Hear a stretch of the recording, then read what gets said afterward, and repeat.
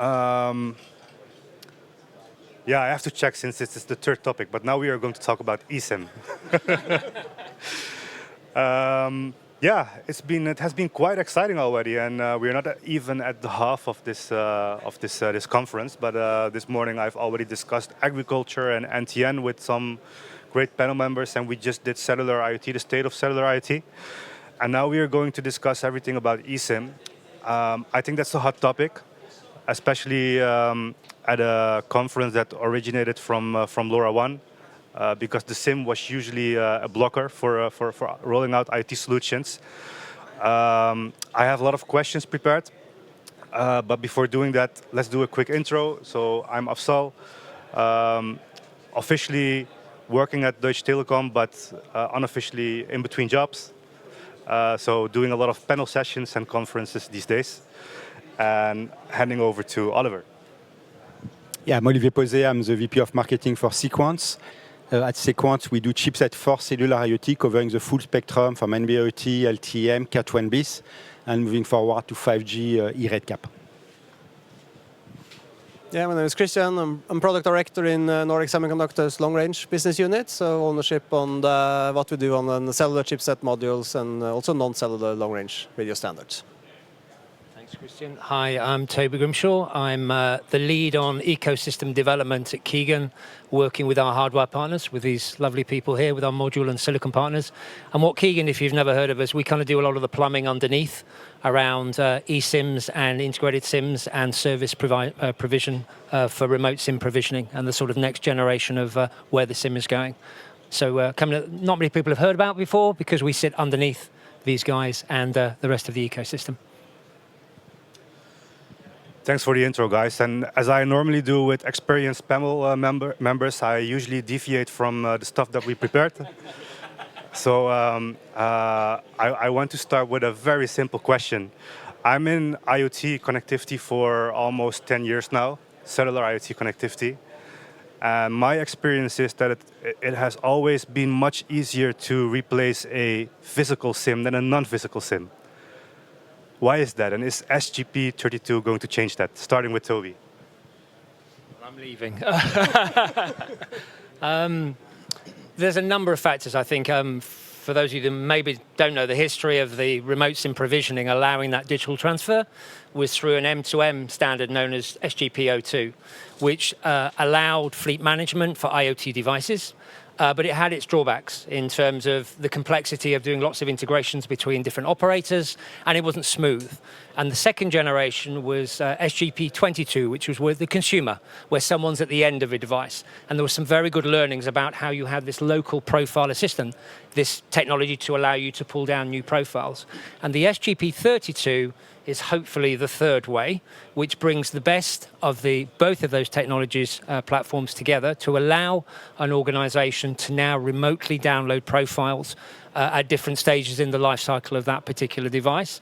We have that technology at Kigen in place at the moment. We have 100 customers using that technology at this moment in time. And I would like to say the feedback so far is finally OEMs and ODMs are actually very, very excited about what's actually coming down the line.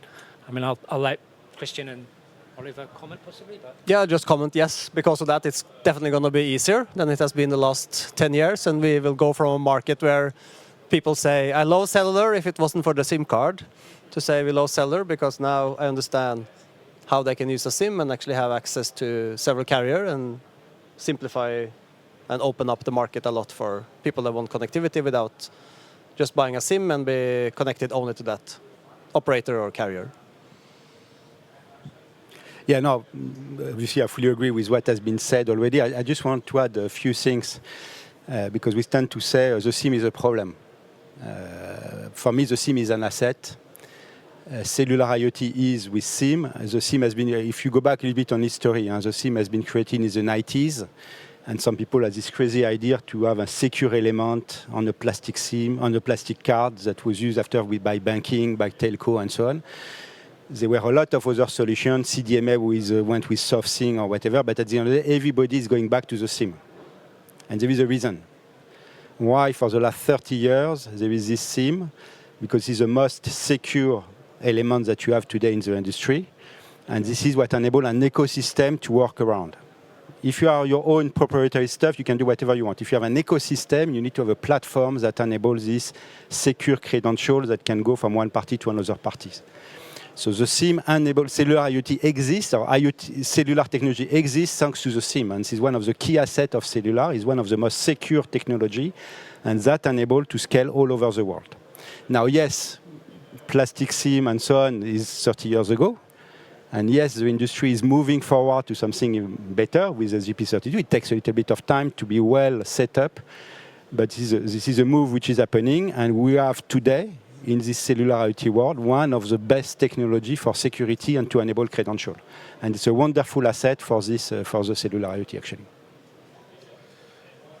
Great, thanks. And that brings me to my follow-up question, because often when we promote the eSIM, we use the word security, and can we make that a bit more tangible? And can you maybe mention, or are there use cases today that are running on non-cellular connectivity, of which you would say that they are also missing out on the security opportunities of SIM-based technology? And what is the difference between security on a physical SIM and security on a non-physical SIM? So it can be a very long debate if you go to all the items of security and so on.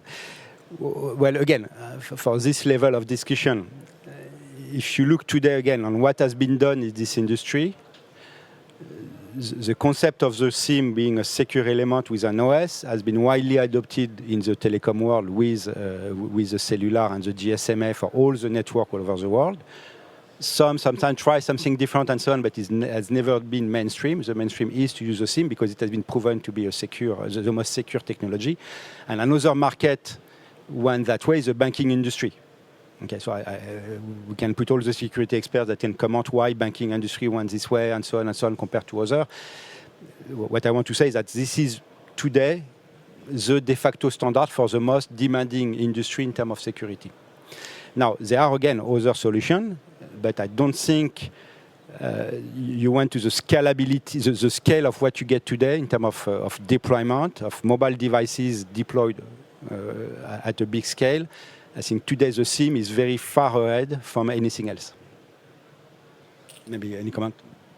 Yeah, I can say that at least how I look at it is it's your secure, standardized way of connecting to networks globally, right? Where in the past that was a bit harder because buying a SIM meant you buy something from one operator and could go to next. And with eSIM and STB32, you can do that moving from one operator to the next, or figure out late in your provisioning when you do, but you still have this standardized way of connecting. And then if you go from plastic SIM to a chip SIM or an eSIM soldered on, the risk of someone taking that SIM or replacing that SIM will become less, much less than it's been in the past for a typical IoT product where you're not next to the product, so you can't really control physically to the same level what people do versus on your cell phone.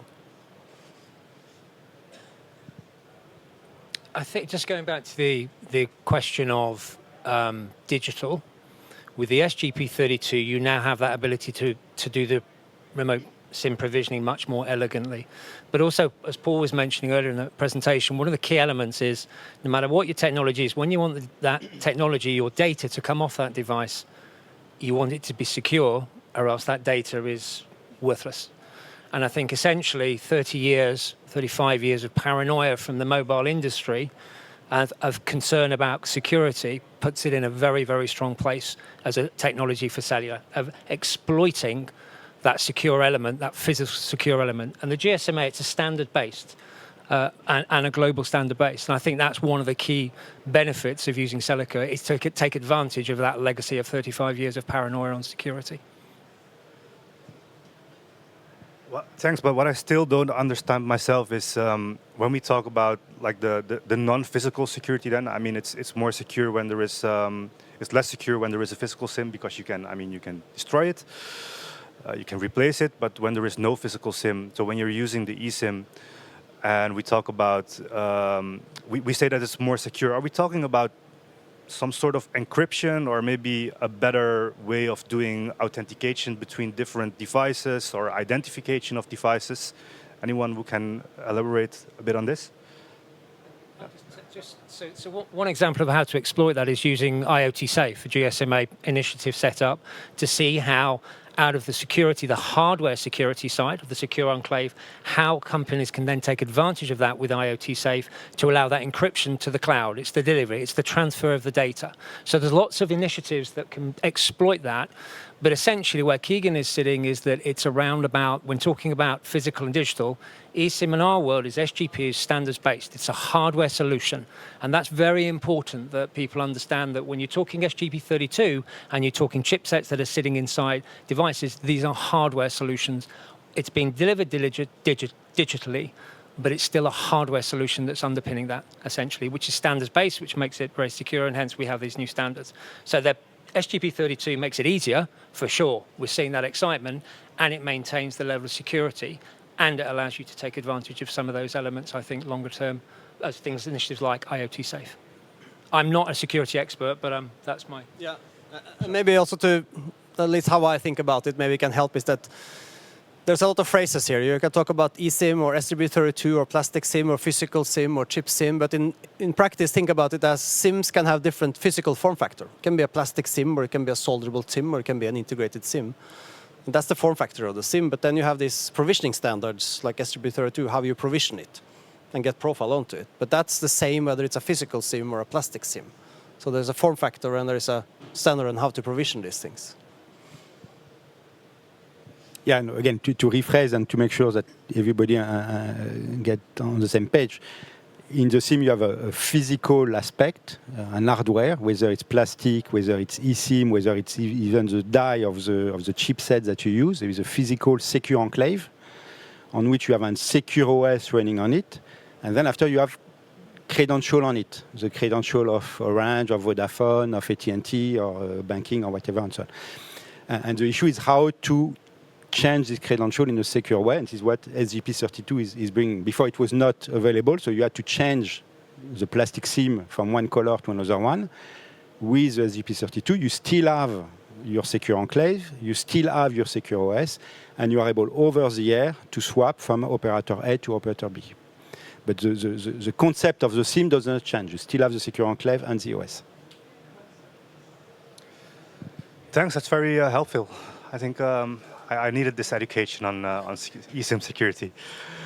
But we've mentioned SGP32 now a couple of times, and I wonder how that goes when it comes to the implementation, because feedback that we've been getting in the past from solution providers, developers, was that the implementation of soft SIM solutions was very complex. How is that now with SGP32? Who wants to go first? It's a very good question. I was reading the guidance notes of who the audience is for this, and one of them was stay away from buzzwords. Well, I tell you, GSMA and security and SGP32, you don't get buzzwords in our particular world at all. I think the main factor is it is becoming easier because the solutions are already in place. So Kigen has already delivered a thing called an eSIM IoT remote manager. That's your remote control for you to manage these particular devices. And the feedback we've had so far is we actually haven't seen a take-up where OEMs and ODMs have actually become incredibly excited about this technology that is now coming into play. And I think that feeling of it's not on slideware, it's now real for customers to easily get this. And part of what we were doing, and we did this initially with Kristian, was sharing our technology with his technology. And so we've put together a program called Secure with Kigen, where we're testing modules from our partners to make sure that they work with our technology, works with their technology, and make those available. Because to your point, the developer experience has to be enhanced. And I think we're on a journey. We've started that journey together. We have a list of those modules that we know will work if a developer picks up. But there's a whole raft more that I think we actually want to do of integrating some of those solutions. Yeah, and I think, again, if you look at standardization in GSMA or 3GPP or whatever, there is a time from the standardization becoming available, and the fuss really starts until it is implemented and tested and available and becoming available for you to start testing, and then soon after starting commercialize. And that time is now, basically. So we have spent that 1 to 2 years to go from a specification to actually have something that works now and mature that and making commercial SIMs available in these days so that you can start using it yourself. Yeah, and once again, under the hood of SDP32, there is complex technology. And to enable what is happening is something complex. And the industry is doing a very good job to make it simpler for the end user. And see the progress ongoing and which is now happening. I just wanted to pick one word that you say. You spoke about soft SIM. Again, eSIM is not a soft SIM. There is still a physical secure enclave on which there is an OS. And I want to pick on this because some people try to do soft SIM and get burned and get over complexity and so on, and not able, at the end, you need to be locked to a supplier because you cannot swap and so on, and that creates complexity. But if you follow the standard technologies, is where you have a path to something that would be the most simpler way to enable the best-in-class security and to be able to choose your operator of choice. Just want to highlight, because you were mentioning your program, we are publishing actually tomorrow a white paper that we did with Kigen and one customer, which is Itron, the leading meter manufacturer, that is using our technology that enable Kigen and Sequans technology to enable the SDP32. So you will have this white paper available tomorrow, a real case of a customer using the technology in real life.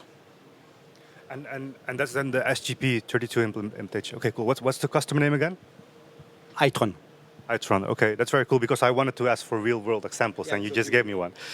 And I'm convinced that you guys are making it easy. Kigen is making it easy. The semiconductors are making it easy to implement these kinds of solutions. But what about the MNOs and MVNOs? Are they with you? Can I start? Yeah. Yeah, I think as in any other industry, there are some of them that are forward-leaning and very positive and really try to make this happen. And there are others, obviously, that are more looking and see what's happened and waiting. But I think today we see that the virtual operators are very forward-leaning and they are ready with the solution. And then the, let's say, tier 2 operators are getting ready. And then the bigger operator are, as always, a little bit waiting to see how this will come to life. But unless you are, I would say, really closely tied to a major operator, I think whatever operator you work with today and you say that you're interested in SGP32, that operator should be able to talk to you, and they either have a solution already or they have a plan for a solution. Yeah, I'd just echo what Kristian's saying. We work a lot with a lot of the MNO and MVNOs ongoing, and it's always different, and you're absolutely right. Larger, slower, smaller, nimbler, very aggressive and very good. What we are seeing is excitement, and that's really important. It's not like there's this industry that's sitting back and going, we don't want it. There's a lot of excitement being driven through it. And I think that's been driven by developers and OEMs saying, this technology is now real and it works, and I want to see you ready, operator, because I'm your customer. And there's a big difference I've seen in just the conversations having with end device makers is an enthusiasm. Cellular doesn't feel like it's a problem so much as there's a great opportunity now. It's a direction of travel. So I think it's never going to be perfect, and everybody's going to say, when's everybody ready? Some will be there faster than others, and it is still an ecosystem play. We have to work together to enable that as simply as possible for you, the audience and the OEM device makers, to enable that technology to come to fruition. It's definitely an exciting time, though. And just to add again, the SGP32 is a specification coming from the GSMA. So it's not one operator, one chipset vendor, and so on. It's an industry association where you are an MNO and MVNO, you are a member of the GSMA. And this association gets all the MNO in the world that specifies this technology. So there is a whole industry behind this. It's not a proprietary thing or whatever. It's an industry movement towards the SGP32.